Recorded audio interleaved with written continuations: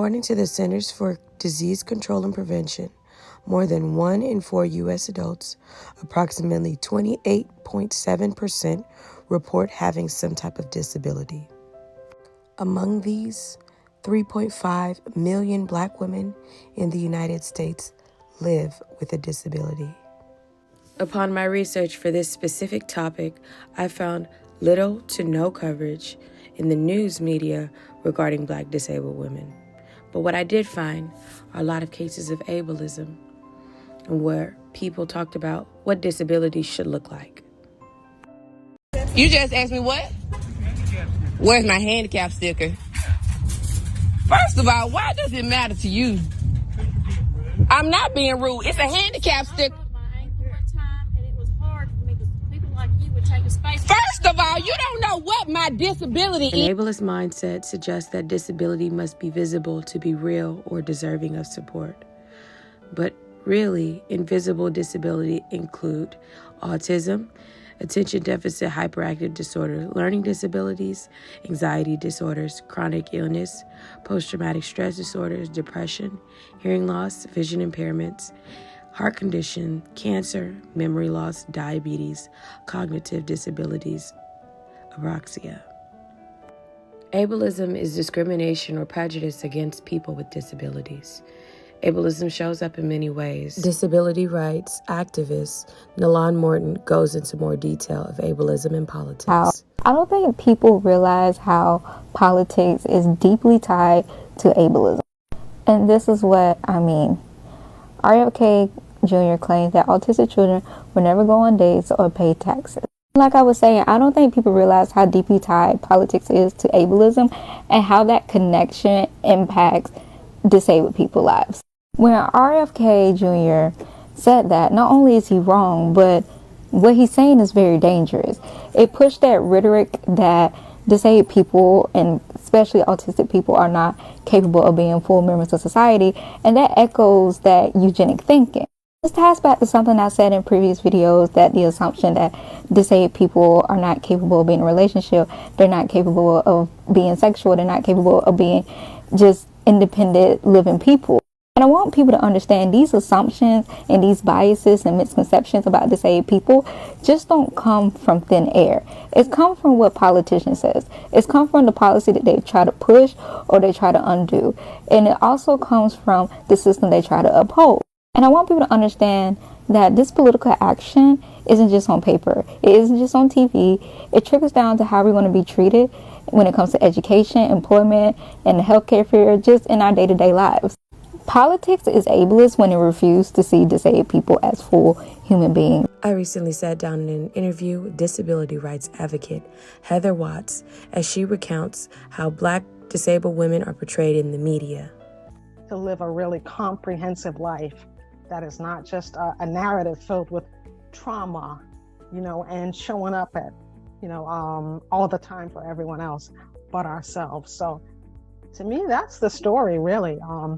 Is to really show our lives in this, really 360-degree kind of way, and not just show up last minute at the end when we're, haggard and tired and given up to, everyone else but ourselves. Call to action.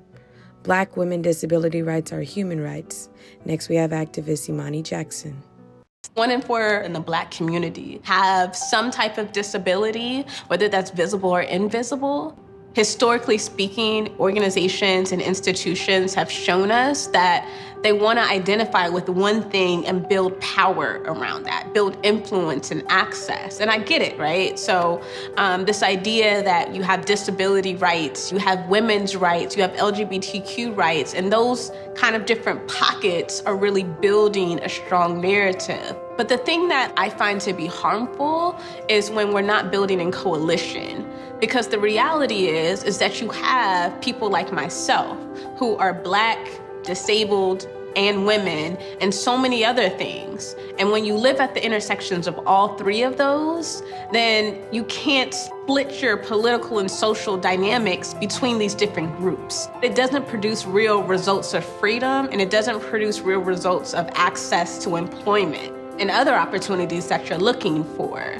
I'll give one example on this. So the Black Lives Matter movement. When it was created in conjunction mostly with a lot of young folks. What was unique about this particular movement was the intersectional philosophy that was built upon. The folks getting up and saying, we are not just fighting for one narrative, but we are specifically fighting for folks who are on the margins. We are fighting for Black folks who are also LGBTQ, who are women, who are femme, who are trans, who are disabled. They named it. They saw like their people across the country and said, I'm fighting for all of you. Not just some of you, not just the ones that have traditionally gained power and access. And that gives me a lot of hope because no one wants to be left behind. There's no justice without disability. Support disabled Black women that are content creators. Becoming a disabled influencer. So the reason why I'm becoming an influencer, because who the hell can live off of SSI? I have 4 children from a previous marriage. Who the hell can live off SSI? I have debilitating chronic pain, developed spinal arthritis, which causes my whole body to act a motherfucking fool. It's crippling. I can't do for myself. How else am I make money? So I need you guys to follow, love, and support me so I can love on you too. Because I need to make this money because this is like one of the only other options for me because of how disabling my disability is. Support disabled Black actors. I'm a disabled Hollywood actor. Of course I'm a consultant that's not getting paid.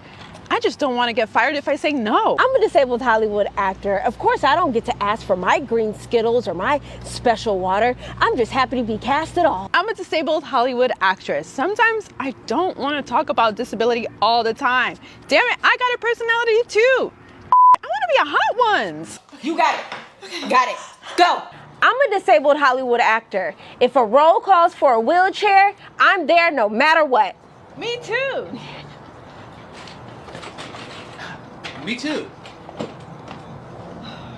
I'm a disabled Hollywood actor. Of course, everyone thinks I'm the girl on the L Word. And I'm the girl on Sex Lives. We don't even look the same. Not even at all. We didn't even have the same wheelchair. I'm a disabled Hollywood actor. Trailer, for me, accessible? Never. I'm just grateful I have something. Destigmatize Black disabled women in the news media. Their stories matter too.